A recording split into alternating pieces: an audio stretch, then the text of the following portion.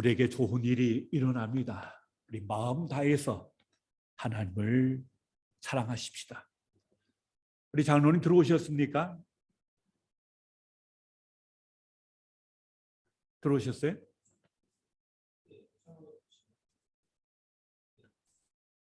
장로님 지금 말씀 나눌 수 있나요?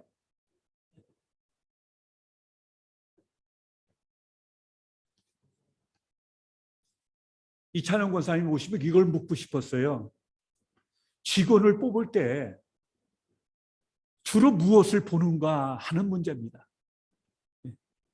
또 그 채용 과정에서 면접의 비중은 얼마나 되는가 하는 겁니다. 또한 면접에서 지원자의 무엇을 주로 보는가, 또 거기에 외부에는 얼마만큼의 가산점을 주는가 하는 사실을 좀 듣고 싶었어요. 사실 오늘 회사 입사할 때 갈수록 면접의 비중이 커지는 것 같아요. 그래서 뭐 별일을 다 해요. 이미지 메이킹과 뭐 다 하는데 참 그만큼 뭡니까? 인사가 만사고 만사가 회사가 그 사람이기 때문에 그런 것 같습니다. 오늘 본문은 하나님께서 사무엘을 통해서 장차 이스라엘의 왕이 될 사람들을 면접하는 장면을 묘사하고 있습니다. 하나님께서 직접 하시는 건 아니고 사무엘 선지자를 통해서 이제 면접을 보는 것을 이게 묘사하고 있습니다. 자, 1절 보시면은 여호와께서 사무엘에게 이르시되 내가 이미 사울을 버려 이스라엘 왕이 되지 못하게 하였거늘 너는 언제까지 그를 위해서 슬퍼하겠느냐면서 책망하는 것으로 본문이 시작되고 있습니다. 하나님께서는 이 사울 왕이 여호와의 말씀을 버렸기 때문에 너도 너를 버린다고 말씀하셨거든요. 그러니까 참 사무엘의 마음이 답답한 거예요. 그래서 참 폐위가 된 현직의 왕으로 있지만은 하나님 눈앞에 이미 벗어난 거거든요. 그러니까 참 사울을 보니 답답하고 또 왕을 잃어버리는 이스라엘 백성을 보면서 다 마음이 아팠어요. 그래서 그거 가지고 슬퍼하고 있는 겁니다.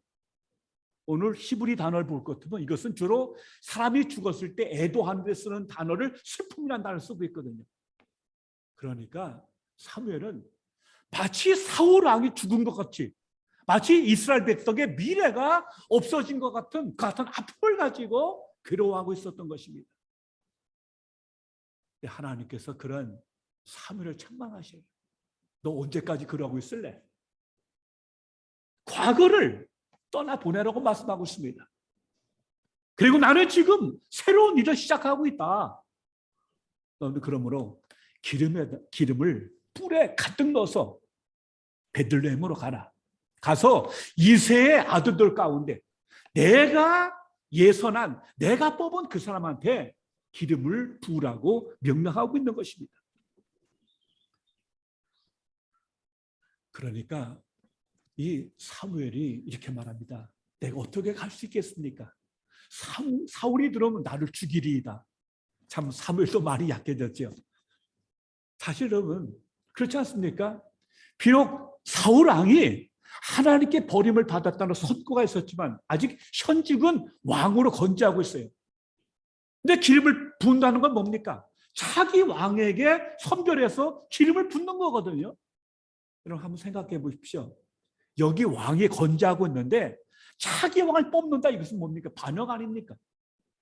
가뜩이나 사실 사울하고 사무엘하고는 관계가 별로 안 좋아요. 껄끄러워요. 그런 상태에서 사울이 그 말을 들으면 사무엘을 그냥 두겠어? 그리고 차기 뽑힌 사무엘 그냥 두겠습니까? 그러니까 사무엘이 사울이 들어오면 날 죽이려고 들 거라면서 두려움을 표시합니다. 참 항상 보면 그런 것 같아요. 하나님의 새 역사가 시작될 때는요, 두려움의 감정이 앞을 막아요. 묵은 과거를 묻어버리고 새로운 미래를 향해서 나가려고 하면은 항상 두려움의 앞을 막고 있는 걸 우리가 알 수 있습니다. 그러나 하나님은 그러한 사무엘에게 말씀하십니다. 걱정하지 말고 너 암송아지 한 마리를 끌고 와서 나는 여기 제사드리러 왔다고 그렇게 말하라고 하는 것입니다. 그 말씀에 순복해서 사무엘이 암송아지를 데리고 베들레헴에 들어갑니다. 그러니까 베들레헴 장로를 벌컥 뒤집어졌어요. 아니 어떻게 오십니까? 무슨 일로 오십니까? 상당히 두려웠다고 말씀하고 있습니다.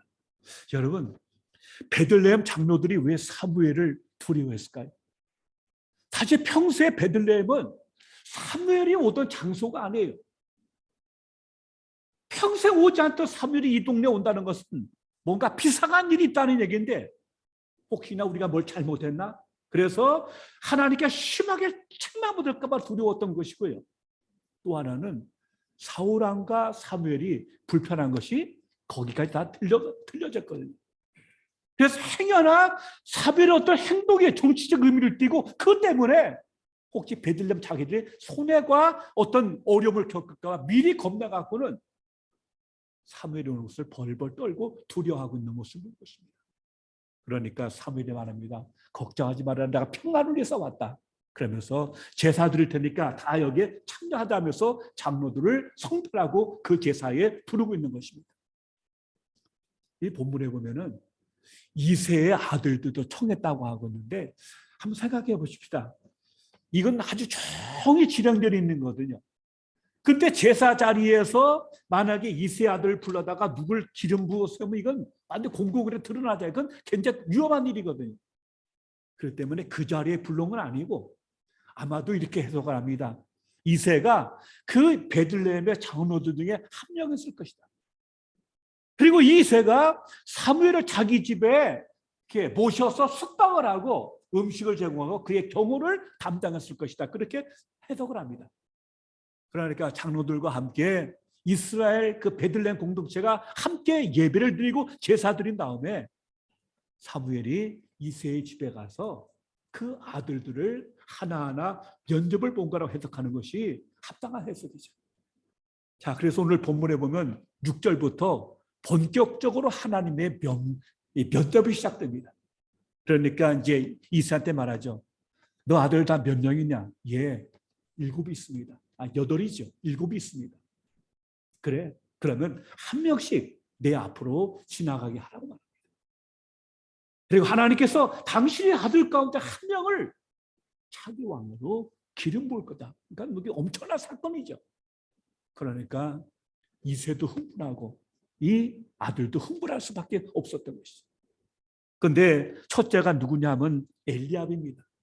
딱 지나가는데 아주 키도 크고 인물도 환하고 딱 봐도 이 사람은 참 대단하거든요.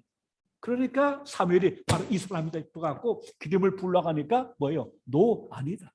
하나님께서 브레이크를 걸어요. 이 사람 아니다. 그의 용모와 신장을 보지 말아라. 사람은 외부를 보거니와 나 여호와는 뭘 봐요? 중심을 봅니다. 아마 이 말할 때 딱 사울이 떠올랐을 겁니다. 여러분 기억나실지 모르지만은 사울은 어떤 사람입니까? 이스라엘 전체에서 가장 인물이 좋아요. 가장 축적한 인물이요. 그리고 키가 남의보다 머리 하나가 더 컸어요. 그러니까 사울 왕은 이스라엘 전체에서과 견줄 자가 없을 정도로 참 탁월하게 키도 크고 용모도 탁월했던 최고의 미담이었거든요. 아마 그것을 떠올렸을 겁니다. 그걸 겪고 나서도 사무엘은 사람이다 보니까 외모가 좋고 키가 크니까 이 사람 하면서 과연 이 사람이라고 했는데 하나님 너 아니다. 그 사람 아니다 라고 물리치게 된 것이죠. 하나님께서 엘렙이 아니다. 그래요. 다 2번 타자 아비나답이 들어옵니다.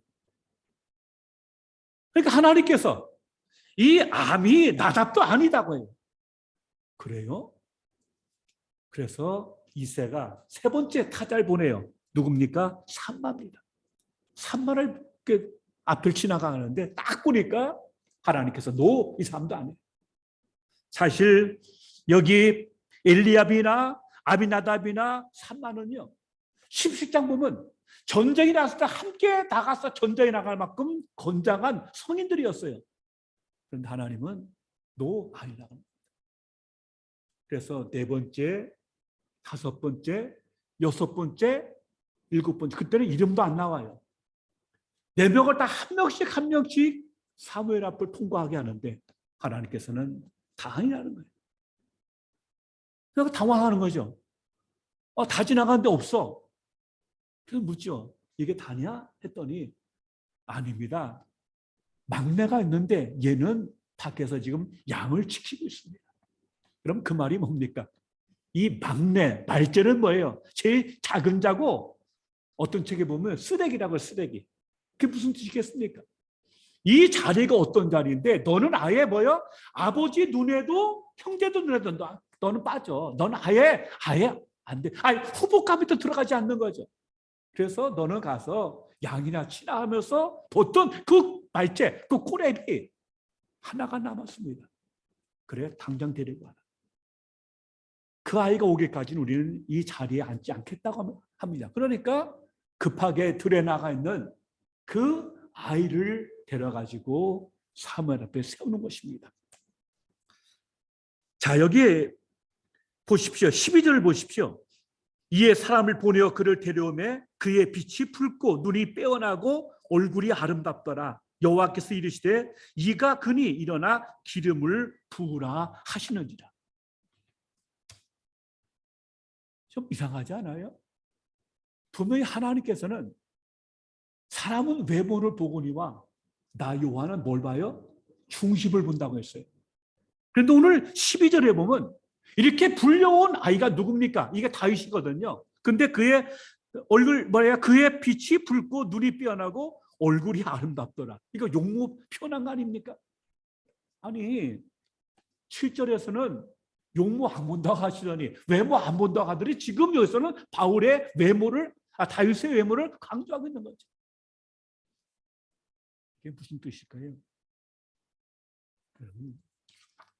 사람을 외모 본다는 건 무슨 말입니까? 원래 이 말의 히브리어 단어는 눈입니다. 눈. 내가 눈으로 보기에 저 사람 잘생겼네. 키가 훤칠하네. 야, 인물 참 좋다. 에이, 아니네. 우리는 눈을 가지고 사람의 외모 그리고 얼굴을 볼 수밖에 없었어요. 이 외모란 말을 70년 성경에는 얼굴이라고 의역을 하고 있습니다. 그러니까 사람을 볼 때 딱 인상을 보잖아요. 키, 얼굴 뭐 등등 해서 보는데 다 뭡니까? 눈으로 보는 거예요. 근데 하나님께서는 눈에 보이는 겉으로 보이는 데 중점을 두지 않고 나 요한은 중심을 본다. 중심. 이 중심이 뭘까요? 중심. 뭐라고 생각하세요? 이 중심이란 말이. 사실은 이거는 마음입니다. 마음. 그래서 다른 성경 보면은 이것을 마음의 중심 혹은 속마음, 공동 번역은 속마음이라고 번역을 했어요.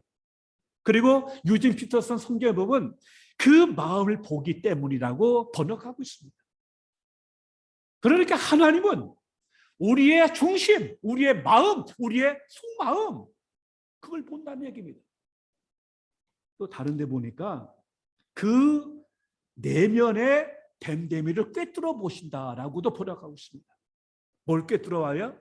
우리 내면을 꿰뚫어 보신다는 거예요. 우리 내면의 댐댐이를 꿰뚫어 보신다는 겁니다.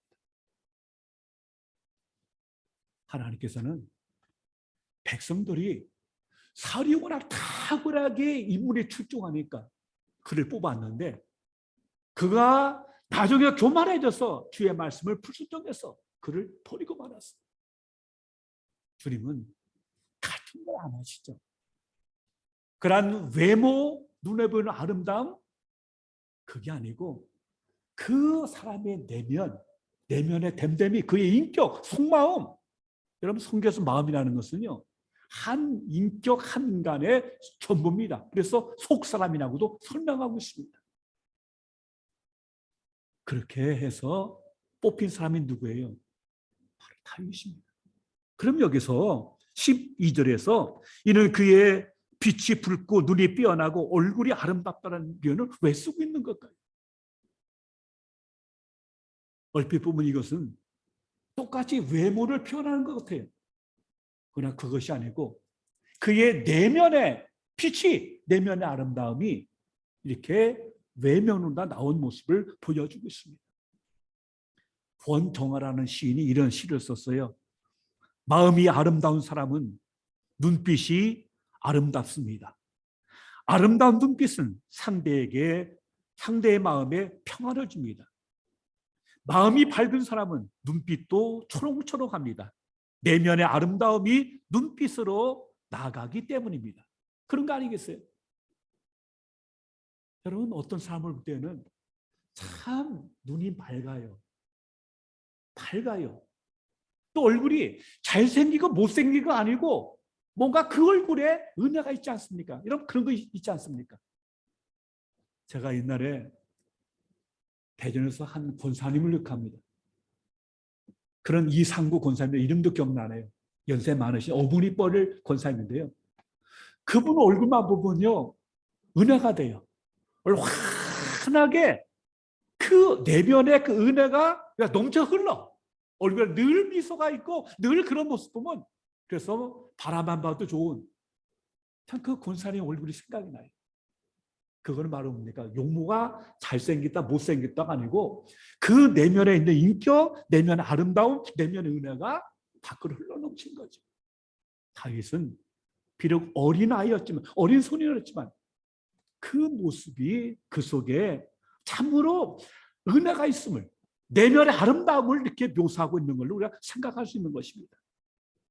중심이라는 단어는 히브리어로 레바브라 하는데, 이건 원래 단어는 심장입니다.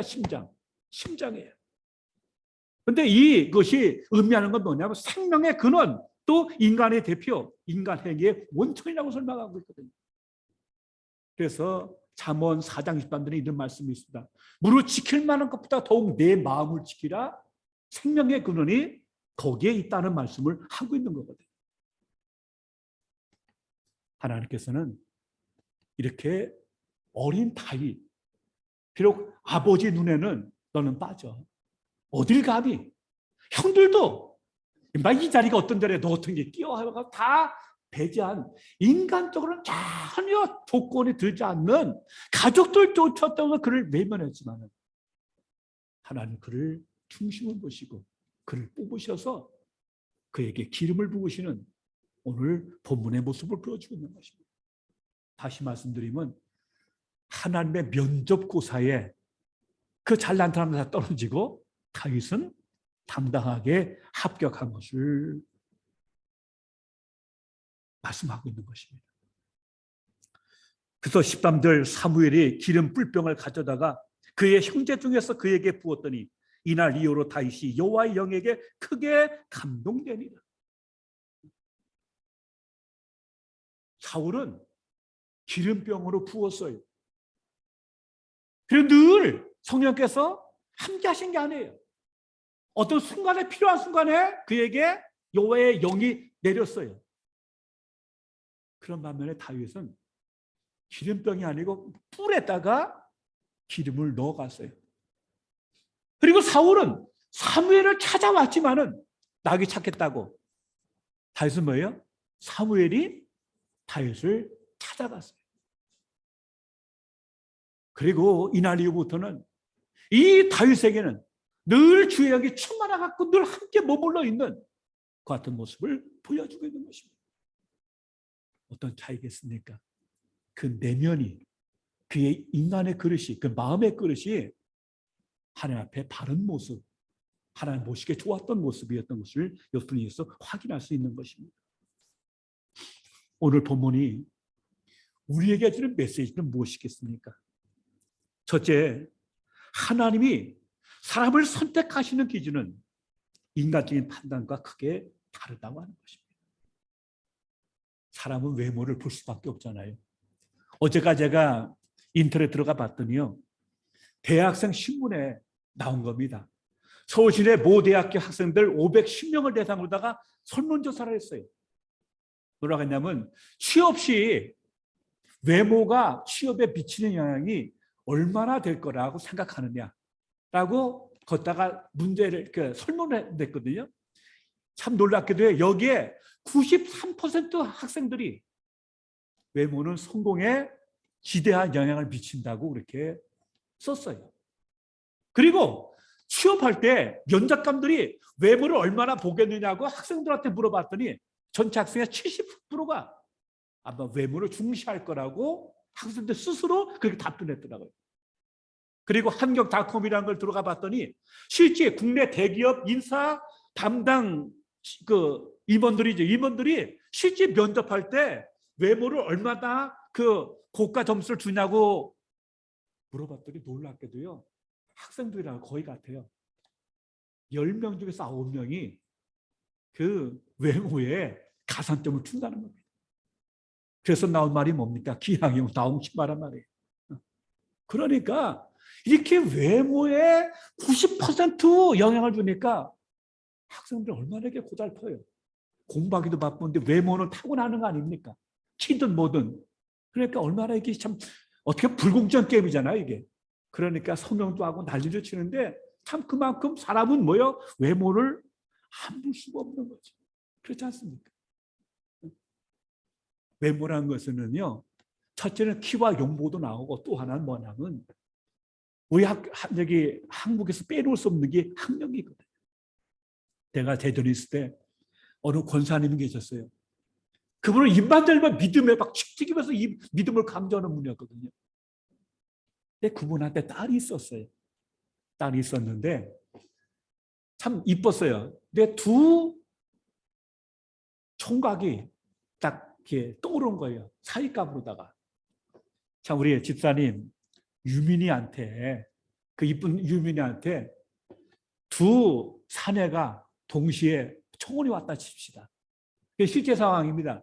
그 권사님은 하나이는 한 청년은 믿음은 없어요. 근데 연세대학교 출신이었어요. 과는 모르겠어요. 전공은 뭐인지 모르겠는데 둘째는 믿음은 참 좋아. 근데 지방에 이름 없는 대학교 출신이에요. 자, 유민한테 똑같은 조건이 왔다면 누굴 택하겠어요?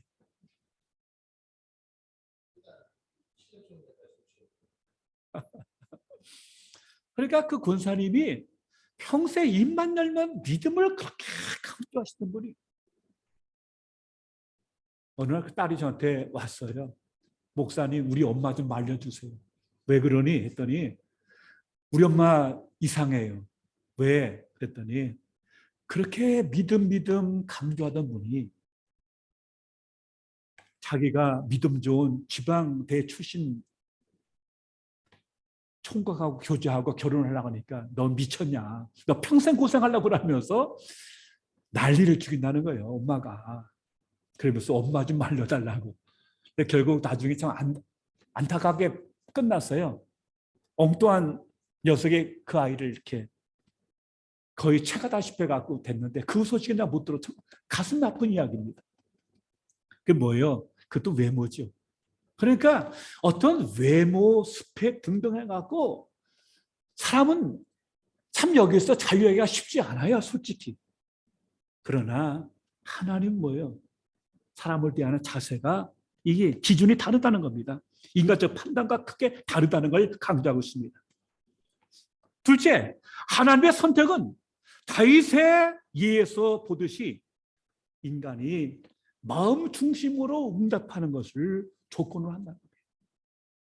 아비도 형제도 그를 무시했지만은 그 다윗의 어린 마음 가운데 하나님을 향한 그 마음이 있었기 때문에 남달랐기 때문에 하나님이 그 아이의 마음을 보시고 그를 택했다고 하는 얘기입니다.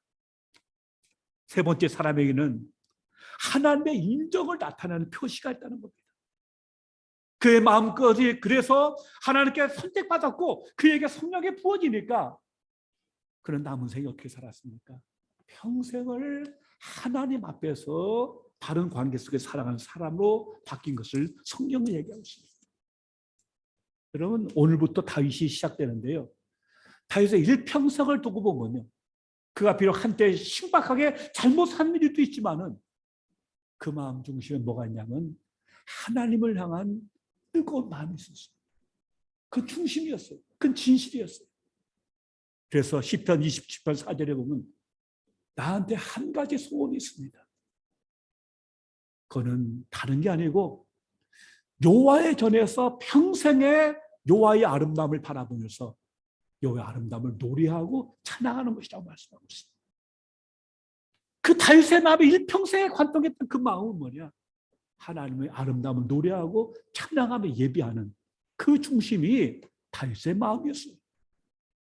그래서 열왕기상 3장 6절에 보면요, 그 아들 솔로몬이 자기 아비 다윗을 이렇게 평가합니다. 주의 종 내 아비 다윗이 성실과 공의와 정직한 마음으로 주와 함께 주의 앞에서 행함으로 주께서 저에게 큰 은혜를 베푸셨다고 말씀하고 있습니다. 내 아비 다윗이 평생에 성실과 공의와 정직한 마음으로 주와 함께 주님 앞에서 행했다는 겁니다. 이게 아들 솔로몬이 보는 아버지 다윗에 대한 평가입니다. 구약 성경에 보면요, 무려 14번에 걸쳐서 다윗의 길이라는 말이 나와요. 그 말은 뭐냐면, 구약 성경에 나오는 이스라엘 왕들이 있잖아요. 왕들의 기준이 되는 사람이에요. 기준이죠. 하나는 여로보암이건 불신앙의 길이고, 하나는 다윗의 길이에요. 다윗의 길은 뭐냐? 참 믿음의 길이었던 것을 말씀하고 있어요. 그래서 열왕기하 22장 2절에 보면 요시아가 여호와 보시기에 정직히 행하여 그 조상 다윗의 모든 길로 행하고 좌우로 치우치지 아니하였더니. 열 왕들의 기준이 된 사람이 바로 다윗이거든요. 여기 공통점이 뭐냐면 여호와 보시기에 그랬다는 겁니다. 사람들이 보기에 어떻다는 게 아니에요. 여론이 그랬다는 게 아니에요. 여호와 보시기에 그러한 정직한 길을 걸어갔다고 말씀합니다. 그게 바로 뭐냐? 그 중심이 의미하는 단어인 것입니다. 그래서 다윗이 한때 정말 미쳐서 다른 사람의 아내를 탐하고 간음을 범한 심각한 죄가 있었죠.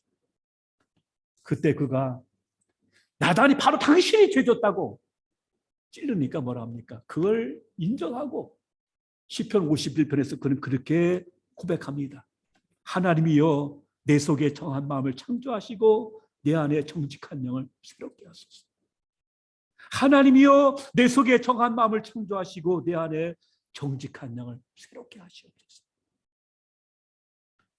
이건 한때 한순간 미쳐갖고 죄를 지었지만 그 은혜를 알고 다시 그 은혜를 회복하고자 하는 다윗의 진정한 마음의 표현이 여기 비롯된 것을 알 수가 있습니다. 정리합니다. 하나님의 면접 고사에서 하나님은 누구를 보느냐? 우리 각자, 여러분과 저를 볼 때에 어떤 외모, 출신, 스펙 하나님께는 안 중요하고요. 그 마음의 중심이 하나님께 어떻게 있느냐는 겁니다. 어떻게 있느냐는 거예요. 다윗은 어리고 누구도 그를 인정해 주지 않았지만 그 중심이 하나님을 향했고 일평생 그가 하나님께 정직하게 참 바른 마음을 가지고 살았던 것을 성경은 말씀하고 있습니다.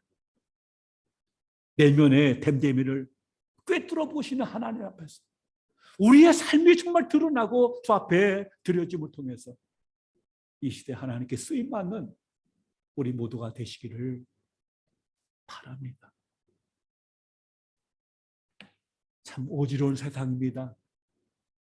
혼돈의 시대입니다. 혼야 세상입니다. 그럴 때 다른 어떤 것에 휘둘리지 아니하고 다윗처럼 우리의 중심이 하나님을 향함을 통해서 하나님의 쓰임받고 하나님의 복을 누리는 우리 모두가 되시기를 주님의 이름으로 축원합니다. 기도하시겠습니다. 아버지 하나님 고맙습니다.